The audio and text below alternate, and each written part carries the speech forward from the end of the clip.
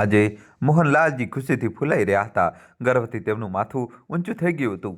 પોતાના એક સગા સાથે ફોન પર વાત કરતી વખતે તેમની હસીના ઠાકા આખા ઘરમાં ગુંજી રહ્યા હતા.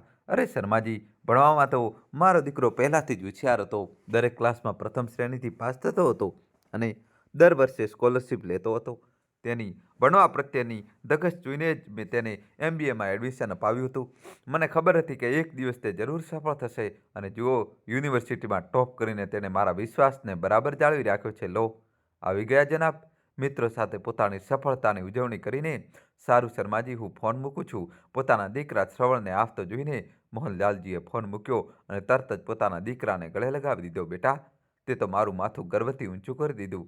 જોતો, સવારથી અભિનંદન આપવાવાળાના ફોન આવી રહ્યા છે. એમ કહેતા મોહનલાલજીની આંખોમાંથી ખુશીના આંસુ છલકાઈ પડ્યા. સામે ઊભેલી શ્રવણની માતા આ દ્રશ્ય જોઈને ભાવુક થઈ રહી હતી, પણ પોતાના દીકરા શ્રવણનો ચહેરો જોઈને તેમને લાગ્યું કે જાણે તે કંઈક કહેવા માંગે છે. એટલામાં શ્રવણે કહ્યું, માં, પિતાજી, મારે તમને બંનેને એક વાત કહેવી છે. આ બોલ બેટા, શું વાત છે? પિતાજી, તમને તો ખબર જ છે કે આજના સમયમાં કોઈ સારી નોકરી મળવી કેટલી મુશ્કેલ છે. પણ બેટા, તારે ચિંતા કરવાની શું જરૂર છે?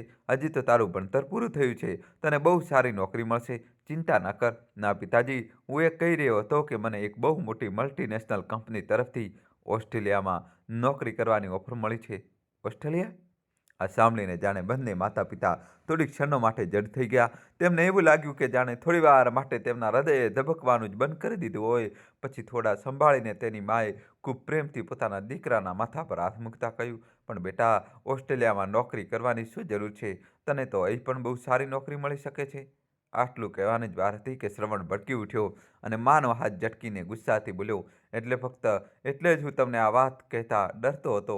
મને ખબર જ હતી કે તમે લોકો આ નાટક શરૂ કરી દેશો. તમે લોકો સારી રીતે જાણો છો કે બહુ પહેલાંથી જ મારું વિદેશમાં નોકરી કરવાનું સપનું હતું. અને આજે જ્યારે આ સપનું હકીકતમાં બદલાવા જઈ રહ્યું છે, તું આ મોકો ગુમાવવા નથી માગતો. દોસ્તો, કહાની છેલ્લા સુધી જોજો અને વિડીયો લાઇક કરી ચેનલ સબસ્ક્રાઇબ કરી દો. શ્રવણની વાતો સાંભળીને તેની માં અને પિતાજી બંનેની આંખોમાં એક અજીબ દુઃખ ઉભરી આવ્યું. તેમને લાગ્યું જાણે સમય થંભી ગયો હોય. ખુશીનો માહોલ ગમગોન થઈ ગયો હતો. તે બંને ખામોશ રહીને એકબીજા સામે જોઈ રહ્યા હતા. જ્યારે શ્રવણ પોતાની વાત કહીને પોતાના રૂમમાં જતો રહ્યો હતો, તે રાત્રે શ્રવણની માં અને પિતાજી બંને ચિંતામાં ડૂબેલા રહ્યા. તે બંને તે સમયને યાદ કરવા લાગ્યા જ્યારે લગ્નના પૂરા 10 વર્ષ પછી તેમના પુત્ર શ્રવણનો જન્મ થયો હતો. કોઈ ડૉક્ટર, વૈદ કે હકીમ નહોતા બચ્યા જેમની દવા તેમણે ન ખાધી હોય. એવું કોઈ મંદિર કે મજાર નહોતું બચ્યું જ્યાં તેમણે માથું ન ટેકવ્યું હોય. ત્યારે ક્યાંક જઈને તેમનું સંતાન સુખ પ્રાપ્ત થયું હતું. અચાનક શ્રવણના જન્મથી લઈને આજ સુધીની બધી યાદો તેમની આંખો સામે કોઈ ફિલ્મની જેમ દેખાવા લાગી. ભારે ગળે શ્રવણની માં બોલી, બચપનમાં તો શ્રવણ મને પોતાની આંખોથી જરા પણ દૂર નહોતો થવા દેતો અને જો હું ન દેખાતી તો આખું ઘર માથે લેતો. બે પળ માટે પણ પોતાની માંથી દૂર રહેવું તેને બર્દાશ્ત નહોતું થતું. અને જેમ જ તમે નોકરી પરથી પાછા આવતા તો કેવી રીતે દોડતો આવતો અને તમારા પગ સાથે કસીને વીંટળાઈ જતો હતો.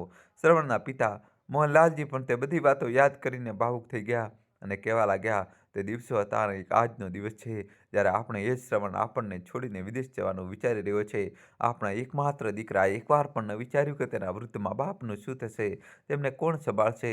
શું સંતાન આટલી પણ સ્વાર્થી હોઈ શકે? આવી જ ઊંડી ચિંતાઓથી ઘેરાયેલા તે બંને આખી રાત પડખા બદલતા રહ્યા, પણ ઊંઘ તેમની આંખોથી સ્પર્શી પણ ન શકી. સવારે જ્યારે તેઓ રૂમની બહાર આવ્યા તો જોયું કે શ્રવણ તૈયાર થઈને બૂટ પહેરી રહ્યો હતો. આ પહેલાં કે તેઓ કંઈ પૂછે, તે એક બેગમાં પોતાના કપડાં મૂકવા લાગ્યો. બધું જોઈને શ્રવણની માએ ગળગળા અવાજે પૂછ્યું, બેટા, ક્યાંક જવાની તૈયારી છે? તો શ્રવણ બોલ્યો, હા માં, મારે પાસપોર્ટ બનાવવા માટે દિલ્હી જવું પડશે. મારો મિત્ર છે ને નીતિન, તેના પિતાજી પાસપોર્ટ ઓફિસમાં જ કામ કરે છે. મારે તેની સાથે વાત થઈ ગઈ છે. જ્યાં સુધી એપોઇન્ટમેન્ટ લેટર આવશે ત્યાં સુધી હું આ કામ પતાવી દઉં છું. આ બહાને થોડા દિવસ હું મારા દોસ્ત સાથે દિલ્હી પણ ફરી લઈશ.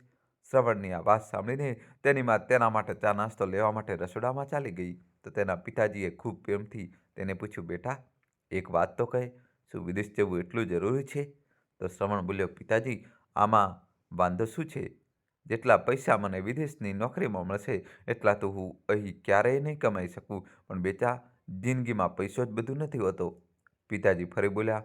તો શ્રવણે કહ્યું, પિતાજી, મને સમજાતું નથી કે મારા વિદેશ જવાની વાત સાંભળીને તમે આટલા નાખુશ કેમ છો? હજી મોહનલાલજી કંઈ કહેવા જઈ રહ્યા હતા ત્યાં શ્રવણે સ્પષ્ટ શબ્દોમાં કહી દીધું, પિતાજી, હું આખી જિંદગી આ નાના ઘરમાં પડ્યો નથી રહી શકતો. તમે શું ઈચ્છો છો કે હું મારા સપનાઓને આગ લગાવી દઉં અને તમારી જેમ જ નાની મોટી નોકરી કરીને જીવનનો બોજ ઢોળતો રહું? આવું ક્યારેય નહીં થાય. આટલું કહીને તે પોતાની બેગ ઉઠાવીને ચાલ્યો ગયો અને મોહનલાલજી પોતાના પુત્રની વાતો સાંભળીને જાણે પથ્થર બનીને રહી ગયા. માં તેને નાસ્તો માટે બોલાવતી રહી ગઈ, પણ તે ન રોકાયો. થોડા કલાકોની મુસાફરી કરીને જ્યારે શ્રવણ દિલ્હી પહોંચ્યો તો તેનો મિત્ર નીતિન તેની રાહમાં ત્યાં પહેલાથી જ હાજર હતો. બંને મિત્રો એકબીજાને મળીને ખૂબ ખુશ થયા. નીતિન તેને કારથી પોતાના ઘરે લઈ ગયો. નીતિનનું ઘર એક પોશ વિસ્તારમાં હતું, જે ઘણું મોટું હતું, જેમાં તે પોતાના માતા-પિતા અને ભાઈ-ભાભી સાથે રહેતો હતો. નીતિને પોતાના મિત્ર શ્રવણનો પરિચય પોતાના ઘરના સભ્યો સાથે કરાવ્યો. નીતિને પોતાના પિતાજીને જણાવ્યું કે શ્રવણ વિદેશ જવા માંગે છે, તેથી તે પાસપોર્ટ સંબંધિત ઔપચારિકતાઓ પૂરી કરવા માટે દિલ્હી આવ્યો છે. નીતિનના પિતાજીએ આ વાત કદાચ કંઈ ખાસ પસંદ ના આવી. તેમણે શ્રવણને કહ્યું, બેટા, તું તારા માતા-પિતાનો એકમાત્ર દીકરો છે, તો તારે અહીં જ રહીને તેમને સંભાળવા જોઈએ. તો શ્રવણે કહ્યું, અંકલજી, મારા માતા-પિતાએ બહુ સંઘર્ષ કરીને પોતાનું જીવન વિતાવ્યું છે, તેથી હું ઈચ્છું છું કે હું વિદેશ જઈને સારા પૈસા કમાઉં, જેથી તેમને સુખભરી જિંદગી આપી શકું. એક સાથે બેસીને ચા નાસ્તો કર્યા પછી નીતિન તેને પોતાના ઘરમાં બનેલા ગેસ્ટ રૂમમાં લઈ ગયો.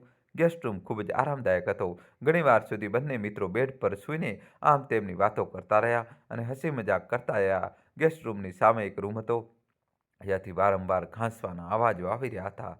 વાત કરતાં કરતાં નીતિન પણ વચ્ચે વચ્ચે તે રૂમમાં આવી જઈ રહ્યો હતો. જ્યારે નીતિન કંઈક કામથી ઘરની બહાર ગયો તો શ્રવણે ઉઠીને રૂમમાં ડોકિયું કર્યું તો જોયું કે ત્યાં એક વૃદ્ધ દાદાજી જોર જોરથી ખાંસી રહ્યા હતા. શ્રવણ તેમની પાસે ગયો અને પોતાની હાથનો સહારો આપીને તેમને સીધા બેસાડ્યા. થોડીવાર તેમની પીઠ પર હાથ ફેરવ્યો અને એક ગ્લાસમાં પાણી ભરીને તેમને આપ્યું. તેમને ધ્રુજતા હાથોથી તે ગ્લાસ પકડ્યો. પછી 2-4 ઘૂંટ પાણી પીને શ્રવણને પાછો આપી દીધો. હવે તેમની ખાંસી પણ બંધ થઈ ચૂકી હતી. શ્રવણે ગ્લાસ મૂકીને પોતાના હાથનો સહારો આપીને તેમને પાછા પલંગ પર સુવડાવ્યા. ત્યાં એક તરફ તેઓ રાહત અનુભવી રહ્યા હતા, તો બીજી તરફ શ્રવણને પ્રશ્નભરી નજરોથી જોતા જઈ રહ્યા હતા. શ્રવણ તેમની નજરોથી છુપાયેલા પ્રશ્નને તરત સમજી ગયો અને બોલ્યો, જી, હું નીતિનનો દોસ્ત છું. આજે જ દિલ્હી આવ્યો છું. તો આ વાત સાંભળીને વૃદ્ધ દાદાજીના ચહેરા પર હળવી સ્મિત આવી ગઈ. તેમણે તેને આશીર્વાદ આપવા માટે પોતાનો હાથ ઊંચો કર્યો અને પોતાનો ધ્રુજતો હાથ તેના માથા પર મૂક્યો. શ્રવણને તેમની હાલત જોઈને ખૂબ અફસોસ થઈ રહ્યો હતો. થોડીવાર સુધી શ્રવણ તેમની પાસે રાખેલી ખુરશી પર બેઠો રહ્યો. થોડીવારમાં નીતિનના પિતાજી અંદર આવ્યા અને શ્રવણના હાલચાલ પૂછવા લાગ્યા અને દાદાજીને દવા આપતા કહેવા લાગ્યા, તમે કેમ છો પિતાજી? ખાંસીમાં કંઈ આરામ આવ્યો? તો વૃદ્ધ દાદાજીએ હામાં માથું હલાવી દીધું. બીજા દિવસે શ્રવણ પોતાના મિત્ર નીતિન સાથે પાસપોર્ટ બનાવવાની ઔપચારિકતાઓ પૂરી કરવા માટે નીકળ્યો. બપોરે બંને રેસ્ટોરન્ટમાં ખાણું ખાધું અને પછી ઘરે પાછા ફર્યા તો જોયું કે નીતિનનો આખો પરિવાર દાદાજીના રૂમમાં હાજર હતો. નીતિનના માતા-પિતા બાજુમાં રાખેલા ખાટલા પર બેઠા હતા. ભાભી તેમને ફળ કાપીને ખવડાવી રહી હતી અને ભાઈ તેમના પગ દબાવી રહ્યા હતા. ઘરે પહોંચતા જ નીતિન પણ તેમનો હાલચાલ જાણવા માટે ગયો. પોતાના દોસ્તના આખા પરિવારનો પ્રેમ અને લાગણી જોઈને શ્રવણ ખૂબ પ્રભાવિત થયો. તે ગર્વ અનુભવી રહ્યો હતો કે તેને આવા સારા લોકોની વચ્ચે રહેવાનું સૌભાગ્ય પ્રાપ્ત થયું. સાથે જ તે એ જોઈને પણ આશ્ચર્યચકિત હતો કે આજકાલના પરિવારો પણ આટલી એકતા જોવા મળે છે. શ્રવણ પણ થોડો સમય કાઢીને વૃદ્ધ દાદા અને તેમના પરિવાર પાસે બેસી જતો હતો અને દાદાજીની કંઈક મદદ કરી દેતો હતો. દોસ્તો, કહાની છેલ્લા સુધી જોજો અને વિડીયો લાઈક કરી ચેનલ સબસ્ક્રાઇબ કરી દો, જેમ કે પાણી પીવડાવવું કે ઉઠીને બેસવામાં મદદ કરવી. 2-3 દિવસમાં શ્રવણને પણ વૃદ્ધ દાદા સાથે ઘણો લગાવ થઈ ગયો હતો અને દાદાજીનો ચહેરો પણ તેને જોઈને ખીલી ઉઠતો હતો. પોતાના દોસ્તના ઘરે આવેલા શ્રવણને આજે 3 દિવસ થઈ ચૂક્યા હતા. આજે સવારે જ્યારે શ્રવણે ઉઠીને જોયું તો વૃદ્ધ દાદાજીના રૂમમાં ઘણા લોકો ઊભા હતા. શ્રવણ તરત દોડીને તેના રૂમમાં પહોંચ્યો. ત્યાં ઘરના બધા સભ્યોની સાથે સાથે ડૉક્ટર સાહેબ પણ હાજર હતા. ડૉક્ટર સાહેબ દાદાજીની તબિયતની તપાસ કરી રહ્યા હતા. દાદાજીની તબિયત આજે કંઈક વધારે જ ખરાબ હતી. તેમને શ્વાસ લેવામાં મુશ્કેલ થઈ રહી હતી. તેઓ વારંવાર કણસી રહ્યા હતા. પૂછવા પર ખબર પડી કે તેમણે ગઈકાલ સાંજથી ખાણું પણ નથી ખાધું. પરિવારના બધા લોકો માયુસ અને શાંત ઊભા હતા. દાદાજી કંઈ બોલવાની હાલતમાં નહોતા, પણ તેમની આંખોમાં બધા માટે સ્નેહ સ્પષ્ટ નજર આવી રહ્યો હતો. પરંતુ આવી હાલતમાં પણ ઊંડી લકીરો અને કરચલીઓથી ભરેલા તેમના ચહેરા પર સંતોષના ભાવ હતા. એટલામાં નીતિનના પિતાજી તેમની પાસે આવીને બેસી ગયા અને આંસુઓથી ભીની આંખોથી તેમને કહેવા લાગ્યા, પિતાજી, અમિતને ફોન લગાવું? આ વાક્ય સાંભળતા જ દાદાજીએ લાચાર નજરોથી તેમની તરફ જોયું. તેમની આંખો પાણીથી ભરાઈ આવી અને તેમના ચહેરા સંતોષના ભાવ ક્યાંક ગાયબ થઈ ગયા.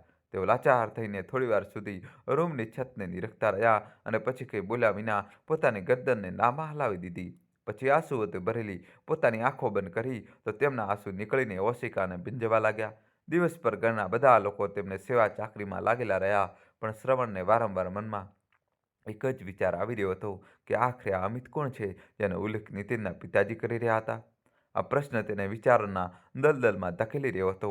અંકલ કોના વિશે વાત કરી રહ્યા હતા અને શા માટે તેમની વાત સાંભળીને દાદાજી આટલા ભાવુક કેમ થઈ ગયા હતા કે તેમની આંખોમાંથી આંસુઓની ધાર વહેવા લાગી?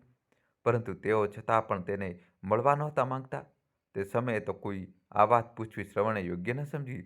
સાંજે જ્યારે નીતિન તેને મળ્યો તો તે પોતાને રોકી ન શક્યો અને આ સવાલનો જવાબ નીતિન પાસેથી જાણવા માંગ્યો. તો નીતિને તેને જણાવ્યું કે અમિત આ દાદાજીનો એકમાત્ર દીકરો છે. આ સાંભળીને શ્રવણ આશ્ચર્યચકિત થઈ ગયો અને પછી તેને બેચેની અને ઉત્સુકતા ભર્યા સ્વરમાં પૂછ્યું, જો તે તેમનો એકમાત્ર દીકરો છે તો અંકલ તેમના શું લાગે છે? પછી નીતિને જણાવ્યું કે અમારા લોકોનું તેમની ફક્ત ઇન્સાનિયતનો જ સંબંધ છે, પણ કંઈ ન હોવા છતાં પણ તે અમારા માટે ઘણું બધું છે. તે મારા પિતાજીના શિક્ષક હતા. ખૂબ જ નમ્ર સ્વભાવના વ્યક્તિ હતા અને તે સમયના સર્વશ્રેષ્ઠ શિક્ષક તરીકે પ્રસિદ્ધ હતા. મારા પિતાજીનું માનવું છે કે આજે તેઓ જે કંઈ પણ છે ફક્ત તેમના કારણે જ છે. ભણતરની ફી ભરવા માટે પણ પૈસા નહોતા મારા પિતાજી પાસે, પણ તેમણે એક પણ રૂપિયો લીધા વિના પણ તેમને ભણાવ્યા અને ન માત્ર ભણાવ્યા પણ ભણવામાં તેમની રુચિ પણ જગાવી. બંને દોસ્તોની આ વાતો સાંભળીને નીતિનના પિતાજી પણ રૂમમાં આવી ગયા અને શ્રવણને કહેવા લાગ્યા, શ્રવણ બેટા, આ દુનિયા ખૂબ જ ખરાબ છે. અહીં બધા સંબંધો સ્વાર્થના જ રહી ચૂક્યા છે. જ્યાં સુધી સ્વાર્થ હોય છે ત્યાં સુધી માણસની અહેમિયત હોય છે. જ્યારે સ્વાર્થ ખતમ તો સંબંધ પણ ખતમ. નવાઈની વાત તો એ જ છે કે તેમના દીકરાએ છોડી દીધા. તે સંતાન જેને પાળી પોષીને મોટો કરીને સફળ બનાવવા માટે તેમણે પોતાનું બધું ન્યોછાવર કરી દીધું અને તેને એટલું ભણાવ્યા કે તે આજે અમેરિકામાં એક બહુ મોટી કંપનીમાં ઊંચા પદ પર કામ કરી રહ્યો છે. પણ પાછળ રહી ગયા તેના વૃદ્ધ માતા પિતા. તેને તો ત્યાં જઈને અમેરિકાની એક છોકરી સાથે લગ્ન કરી દીધા અને ત્યાં જ ઘર વસાવીને ત્યાંનો જ થઈ ગયો. પૈતૃક મકાન તો તેને પહેલાંથી જ વેચી દીધું હતું અને પોતાના મા બાપને ભાડાના મકાનમાં છોડીને ચાલ્યો ગયો હતો. દોસ્તો, કહાની છેલ્લા સુધી જોજો અને વિડીયો લાઈક કરીને તમારા ભાઈ માટે દોસ્તો ચેનલ સબસ્ક્રાઈબ કરી દો. તેની માં આઘાત વધારે દિવસો સુધી સહન ન કરી શકી. 3 વર્ષ પહેલાં તેમનું પણ દેહાંત થઈ ગયું. તેના દેહાંત પછી તેમણે વિચાર્યું કે હવે તેમનો દીકરો તેમની પાસે આવી જશે અને તેમને પોતાની સાથે લઈ જશે, પણ એવું કંઈ ન થયું. પોતાની પત્નીના દેહાંત પછી તો તેઓ તદ્દન એકલા રહી ગયા. દીકરો, વહુ, પૌત્ર, પૌત્રી બધા લોકો અમેરિકામાં ખુશીથી પોતાનું જીવન જીવી રહ્યા છે.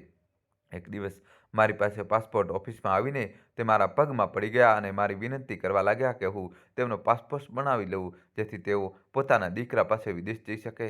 પોતાના આદરણીય શિક્ષકને પોતાના પગમાં જોઈને મારી જે હાલત થઈ હતી હું તે વ્યક્ત કરી શકતો નથી. મેં તેમને ઊભા કરીને પોતાની પાસે બેસાડ્યા, તેમને ચા નાસ્તો આપ્યો અને તેમના દીકરાને ફોન લગાવ્યો. અમિતે ફોન તો ઉઠાવ્યો, પણ એ કહીને ટાળી દીધું કે થોડા દિવસો પછી હું આવીને પિતાજીને લઈ જઈશ અને તે સમયે આજ સુધી નથી આવ્યો. તેના પછી મેં તેમને એકલા ન છોડ્યા અને આ ઘરમાં લઈને આવ્યો. મને પિતા સમાન મારા ગુરુના આશીર્વાદ મળી ગયા. બાળકોને પણ દાદાજીનો પ્રેમ મળી ગયો અને તેમને પણ પરિવાર મળી ગયો. ત્યારથી હું પણ તેમને પિતાજી કહીને સંબોધિત કરું છું.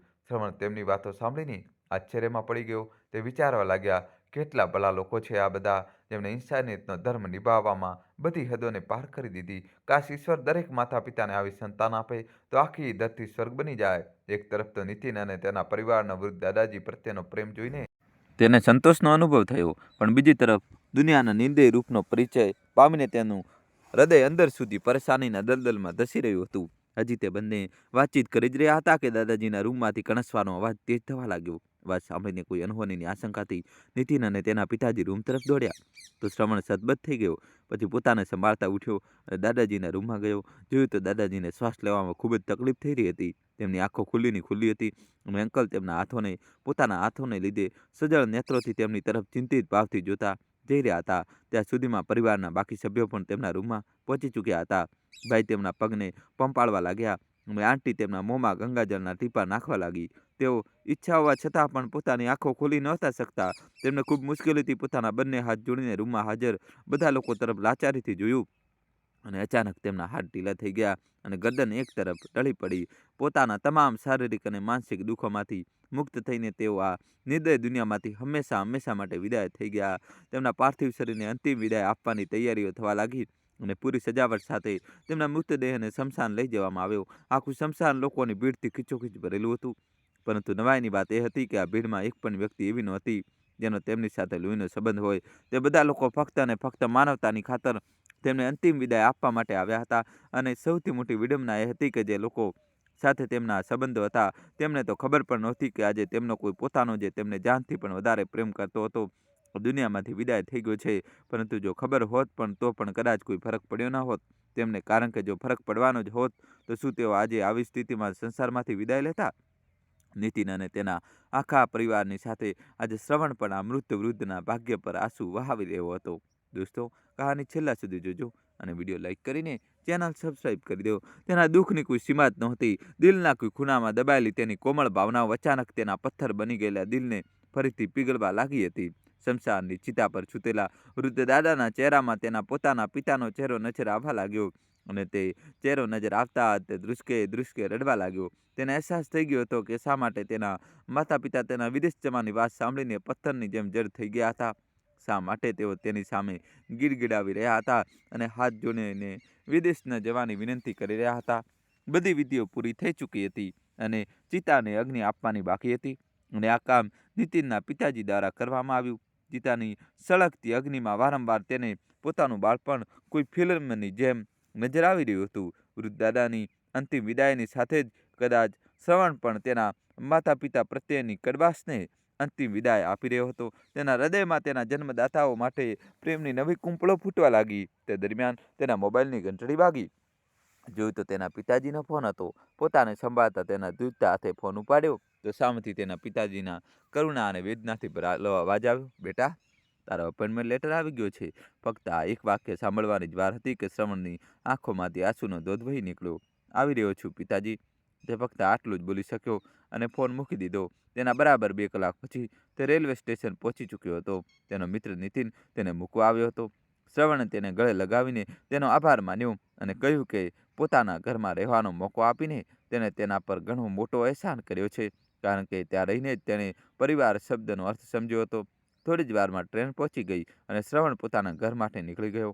ટ્રેનમાં બેઠા બેઠા શ્રવણ ગમગીન થઈને પોતાના વિચારોમાં જ ખોવાયેલો રહ્યો. ત્યારે તેનું ધ્યાન સામેની સીટ પર બેઠેલા એક નાના બાળકે ખેંચ્યું, જે જાત જાતની રમતગમત કરી રહ્યો હતો અને તેની માતા તેને જોઈને મનોમન હરખાઈ રહી હતી. ક્યારેક તે બાળક દોડવા લાગતો તો તેની માતા તેને સંભાળતી, ક્યારેક ખોળામાં બેસી જતો અને ક્યારેક ખોળામાંથી ઉતરતો. થોડા કલાકોના સફરમાં તેને જોયું કે તે બાળકની માતાએ એક પણ પોતાનું ધ્યાન તેના બાળક પરથી હટાવ્યું નહોતું.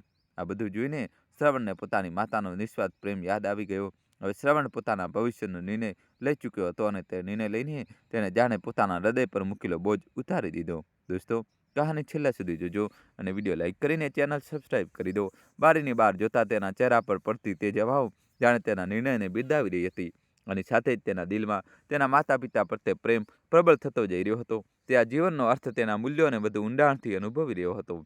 થોડી વાર પછી જ્યારે શ્રવણ પોતાના ઘરની બહાર પહોંચ્યો તો ત્યાં ઊભા રહીને ક્યારેક ગલીને નિહાળી રહ્યો હતો તો ક્યારેક પોતાના ઘરને ધ્યાનથી જોઈ રહ્યો હતો. પરંતુ પછી વિચારવા લાગ્યો, આ એ જ તો ઘર છે જ્યાં તેનું બાળપણ વીત્યું હતું, જ્યાં તે આજ સુધી રહી રહ્યો હતો. પરંતુ પછી આજે આ ઘરને જોઈને તેના મનમાં કંઈક અલગ જ આકર્ષણ શા માટે થઈ રહ્યું છે? તેની આંખો સામે તેનું બાળપણ ખિલખિલાટ કરવા લાગ્યું. તેને દરેક વાત યાદ આવવા લાગી જે તેના આ ઘર સાથે જોડાયેલી હતી. તેના હૃદયમાં ભાવનાઓની લહેરો હિલોળા લેવા લાગી. ત્યારબાદ જ્યારે તેણે દરવાજાની ઘંટડી વગાડી તો બીજા જ પળે દરવાજો ખુલી ગયો. દરવાજા પર તેની માતા અને પિતાજી ઊભા હતા. પરંતુ શ્રવણે જેવો તેમની તરફ જોયું તો તેને અહેસાસ થયો કે તેને મા અને પિતાજી 4 દિવસમાં ચિત્તાના કારણે સુકાઈને લગભગ અડધા થઈ ગયા હતા. તેમની વૃદ્ધ આંખોમાં ઉદાસી સ્પષ્ટ દેખાઈ રહી હતી. તેમની આવી હાલત જોઈને શ્રવણનું કાળજું મોંમાં આવી ગયું. અચાનક તેનો બેગ હાથમાંથી છૂટીને નીચે પડી ગયો અને તે પોતાની માતા અને પિતાજીને ભેટીને ધ્રુસકે ધ્રુસકે રડવા લાગ્યો. પરંતુ તેની મા અને પિતાજી સમજી શકતા નહોતા કે આખરે શ્રવણને શું થઈ ગયું છે. બંને તેને આ રીતે રડવાનું કારણ પૂછ્યું, પરંતુ તે કંઈ બોલી ન શક્યો. પછી તેના પિતાજી તેના આંસુ લૂછતા પોતાની જેબમાંથી તેનો અપોઇન્ટમેન્ટ લેટર કાઢીને આપવા લાગ્યા. શ્રવણે જ્યારે તે અપોઇન્ટમેન્ટ લેટર પોતાના હાથમાં લીધો તો તે લેટર ભીનો હતો. શ્રવણને સમજતા વાર ન લાગી કે આ લેટર કોઈ અન્ય કારણથી નહીં પરંતુ તેના માતા અને પિતાજીના આંસુના કારણે ભીનો છે. તેણે તરત જ તે પત્રના ટુકડા કરી દીધા અને પછી પ્રેમ અને કરુણા મિશ્રિત સ્વરમાં બોલ્યો, માં, પિતાજી, મને માફ કરી દો. હું ભટકી ગયો હતો અને ફરીથી તેમને ગળે લગાવી દીધો. આજે આ ઘરમાં પ્રેમ અને ખુશીના આંસુનો પૂર આવી ગયો હતો. આ પરિવાર આજે સાચા અર્થમાં પરિવાર બની ચૂક્યો હતો અને જમીન પર પડેલા તે અપોઇન્ટમેન્ટ લેટરના ટુકડા આ વાતની ગવાહી આપી રહ્યા હતા. આજે આખા ઘરમાં શ્રવણનું આ વાક્ય ગૂંજતું જઈ રહ્યું હતું, હું તમને છોડીને ક્યાંય નહીં જાઉં, હું તમને છોડીને ક્યાંય નહીં જાઉં. હું શું ખૂબ કહેવાયું છે, પોતાના ઘરના વડીલોની આંખો ક્યારેય ભીની ન થવા દેવી, કારણ કે જે ઘરની છત પરથી પાણી ટપકે છે તે ઘરની દિવાળો પર નબળી પડી જાય છે. તો દોસ્તો, તમને આ વાર્તા કેવી લાગી? લાઇક અને કમેન્ટ કરીને જરૂર જણાવો અને ચેનલને સબસ્ક્રાઈબ કરવાનું બિલકુલ ન ભૂલશો. મળીએ છીએ એક નવી વાર્તા સાથે. અને દોસ્તો, કોમેન્ટમાં તમારે જય શ્રી કૃષ્ણ લખવું જ પડશે. જલ્દીથી લખી દો. વિડીયો લાઇક કરીને ચેનલ સબસ્ક્રાઈબ કરી દો. ખૂબ ખૂબ ધન્યવાદ. દિલથી આભાર.